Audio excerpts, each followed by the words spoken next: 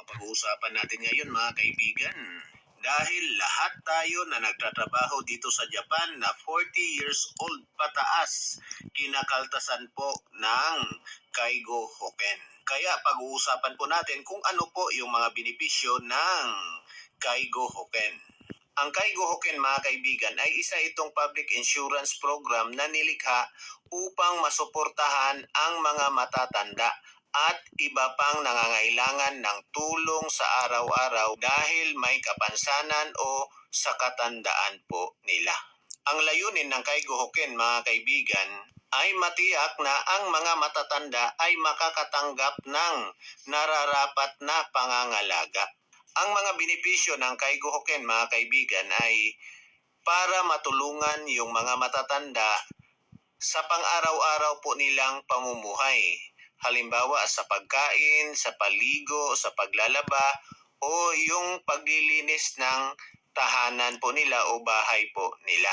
At alalayan din po sila sa pagpunta ng hospital para po sa check-up po nila o di kaya sa therapy po nila. So may maghahatid sundo po sa kanila. Dahil alam naman po natin dito sa Japan mga kaibigan na kahit may mga kamag-anak po tayo o may mga anak po tayo, pero lahat po tayo na nandito sa Japan ay nagtatrabaho. Kaya sa pamamagitan po ng Kaigo Hoken mga kaibigan, natutulungan po yung pamilya para mapangalagaan po yung mga matatanda po nilang mahal sa buhay. May dalawang kategori po ang Kaigo Hoken mga kaibigan. Ang unang kategori po mga kaibigan ay para po sa mga matatanda na 65 years old pataas. So sila po ang pwedeng mag-apply o gumamit po ng Kaigo Hoken. Pangalawang kategori mga kaibigan ay yung may mga edad na 40 years old hanggang 64 years old na nagkaroon po ng karamdaman at nahihirapan na pong kumilos mag-isa.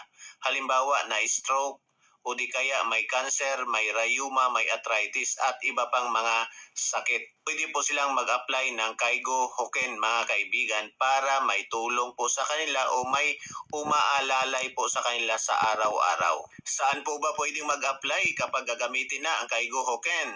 Mga kaibigan, sa City Hall po natin pwede i-apply ang Kaigo Hoken kapag gagamitin na po natin. Pero may mga kababayan po tayo na nagrereklamo bakit daw po tayo kinakaltasan ng Kaigo Hoken na uuwi naman po tayo sa Pilipinas kapag tumanda po tayo.